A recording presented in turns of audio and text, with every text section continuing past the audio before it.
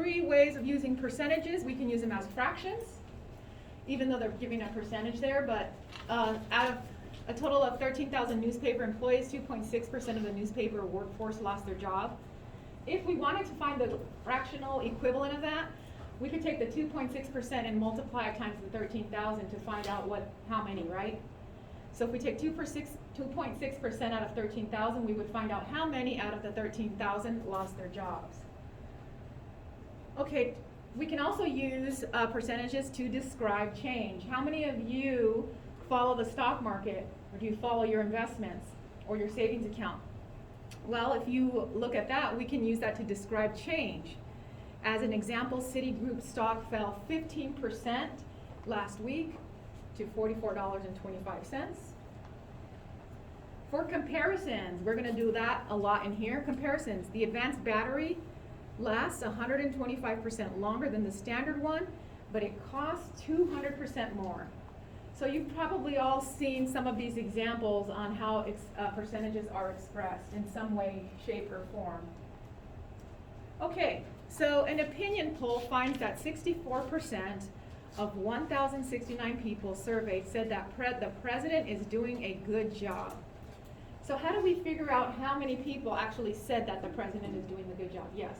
You multiply 1,069 by 0.64. By 0.64. Now why are we multiplying by 0.64? Because if it was 100%, that would just be the actual number of 1,069. Thereby, we multiply 0.64 for the 64%. Yes, and also when you convert percentages, right, to decimals, what do? You switch 2 decimal points to the other side. You move 2 decimal points to the left. So you take that percent sign and swap it as a decimal, move it 2 places to the left, and it becomes a decimal. So 0.64, so what is that value?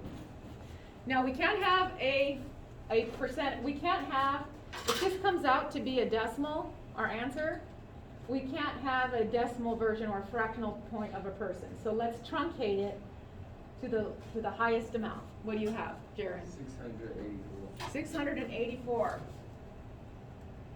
All right. We wouldn't say 685. We would say 684 because this is the whole, and we have 1/1600ths of a person here, so we would just truncate it and say 684. When we're talking about people or things, physical things, you want to make sure that you don't express it as a decimal because you can't have a fractional component of a book or a fractional component of a baby or a fractional component of a student. It's just a whole number. Okay, good. Okay, here is the key of today's lesson in chapter 3A.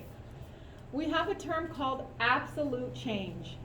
Absolute change describes the actual number, the increase or the decrease from the reference value, which is usually your starting value, to a new value that you're looking at. The absolute change formula takes the new value and you subtract the reference value or the starting value. So that's the absolute. That's going to give you a number. Then we have the relative change. These two concepts go together. The relative change is a fraction, which ends up being converted to a percentage, that describes the size of the absolute change in comparison, but it's expressed as a percentage. So to find the relative change, if you've already figured this out, okay, new value minus reference value, you just take that value and you divide it by the reference value. So if any of you work in finance or accounting or in any type of position where you have to describe year-over-year variance, a lot of times they use relative change to describe year-over-year variance. How many new people do I have in my class? What was my starting value? Over my starting value, and that'll give my percentage shift. So if I wanted to do this for this class, I could say, okay, what did I start with day 1? How many students did I start with? Let's say 30. After drop adds, I ended up with 26. So my new value is 30, my reference value is 26, so that's an absolute change of 4 students. My relative change would be the 30 minus the 26 divided by 26. So 4 over 26, and that gets changed to a percentage. So let's do an example of that. Does everybody have the formulas written down? So that you could, or if you have the PowerPoint up on your iPads. Okay, here's an example. A diversified portfolio grows from 1,500 to 2,250. So we're going to calculate the absolute change and the relative change. Okay, so what is the starting value or the reference value in this example? 1,500. 1,500. The new value is 2,250. So if you remember the formulas, absolute change is new value minus reference value. So what is my absolute change?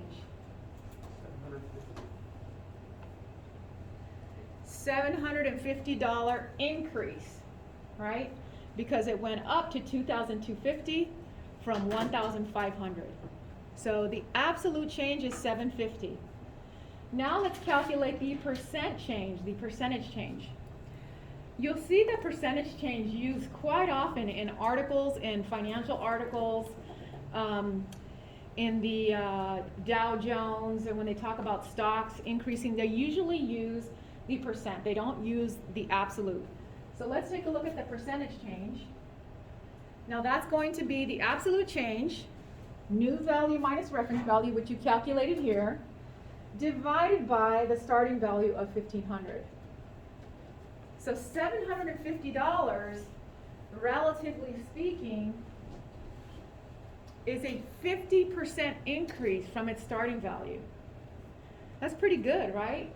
So you see how you can see the absolute value, and maybe it doesn't look like it's a lot, but when you look at the percentage change, it actually is quite different.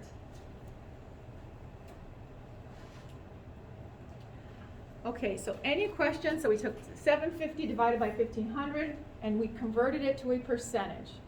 Relative change will always be expressed as a percentage. Absolute change will be expressed in units, dollars, miles per hour, whatever it might be. Yes? Why did the decimal go to the right if you're multiplying by it? So if you're multiplying by a percent, if you're dividing, if you're changing a percent to a decimal, you take the decimal and you move it 2 places to the left. On the other hand, when you're taking a decimal and changing it to a percentage, you do the opposite. You take the decimal and you move it 2 places to the right.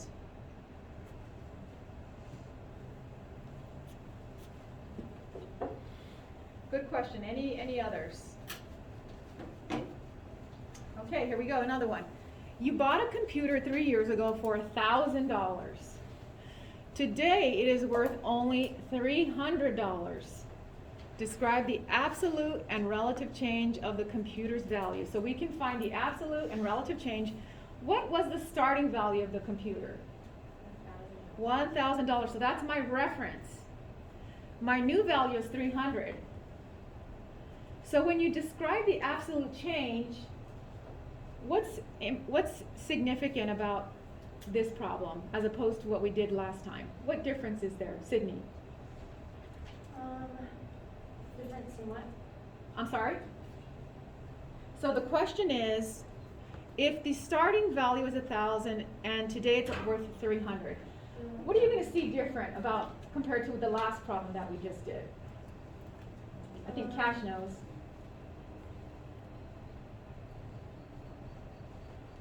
Well, there's a absolute and relative change. Yep, there's going to be an absolute and relative change, but the absolute change, there's something different about this one. Cash, did you? So this one's worth less now. The other one grew and this one depreciated. This one depreciated, so that means that when we calculate that value, don't panic when you see a negative in your answer, because that denotes a decrease. So when you do that, the new value is 300 minus the reference value, it's minus 700. So you see that and you're like, oh gosh, that must not be the right answer.